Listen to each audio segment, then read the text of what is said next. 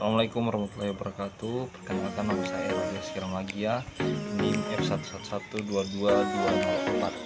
Perkenalkan, nama saya Muhammad Firman dengan selamat F11222193. Mind mapping siklus hidrologi dan sistem bumi. Hubungan antara siklus hidrologi dan sifat bumi meliputi yang namanya atmosfer, hidrosfer, litosfer, dan biosfer. Atmosfer. Apa hubungan antara atmosfer dan siklus hidrologi? Secara yang kita ketahui bahwa siklus hidrologi dimulai dari yang namanya penguapan, yaitu evaporasi dan transpirasi. Nah, bagaimana terjadinya penguapan? Itu dikarenakan matahari memberikan panasnya sehingga terjadinya penguapan yang membentuk kondensasi dan menyimpan uap air. Itulah hubungan antara atmosfer dan siklus hidrologi. Hidrosfer. Hidrosfer adalah tempat air yang ada di bumi ini, mulai dari laut, sungai, danau, dan lain-lain. Nah, apa hubungan hidrosfer dengan siklus hidrologi? Hidrosfer adalah tempat penyediaan air utama, sehingga tempat terjadinya penguapan adalah dari hidrosfer. Litosfer. Apa hubungan litosfer dan hidrologi? Litosfer adalah tempat yang dimana pada saat hujan dia dapat menyerap air hujan, atau yang biasa kita sebut dengan infiltrasi, menyimpan air tanah, bahkan air mengalir di permukaan atau yang biasa kita sebut runoff. Biosfer. Biosfer adalah tempat di mana adanya tumbuhan, hewan, dan ekosistem lainnya. Apa hubungan biosfer dan siklus hidrologi?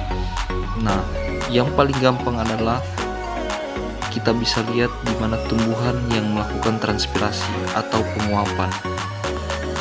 Dampak hukum yang akan kita ambil yaitu penurunan daya cairan air donggala.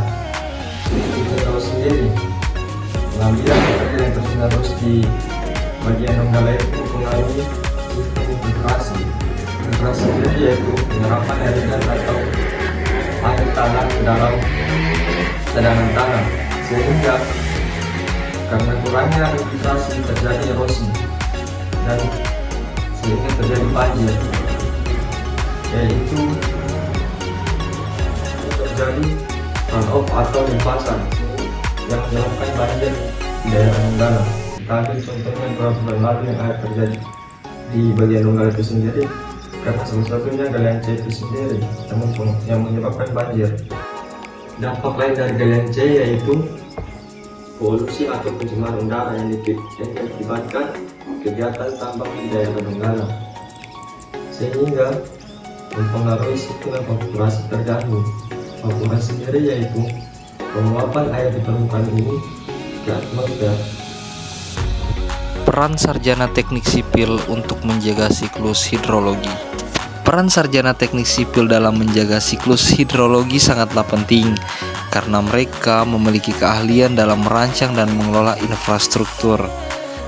Berikut beberapa peran utamanya, seperti perencanaan dan pengelolaan sumber daya air, yang dimana meliputi pembangunan bahkan pengelolaan air bendungan, waduk, saluran irigasi, dan sistem drainase yang bisa mengatur aliran air agar tidak terganggu siklus hidrologi alami. Pengendalian banjir dan erosi. Dengan merencanakan sistem drainase yang baik dan struktur pengendalian banjir, kita bisa menjaga siklus hidrologi.